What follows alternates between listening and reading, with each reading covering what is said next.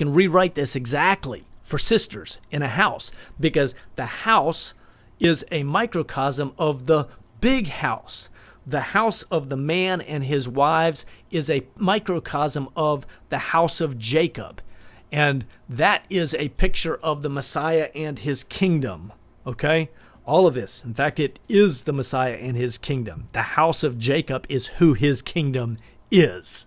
Okay? So for people who don't understand that you are part of Israel, whether grafted in or native born, and there are native born on all parts of the planet with every shade of skin tone and every background, because the seed of Jacob was scattered in all directions, in all places, and it's not held by any one people group.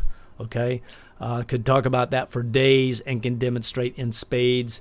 But right straight out of the book of Acts, out of Josephus, out of other places, it's a false deal to start trying to separate all of that. Not going to get sidetracked. Let's get back to the topic here. So, how good and pleasant it is for, let's say, sisters, okay, in the house. Let's talk about in the house. For sisters to dwell together in unity. Now, listen to this.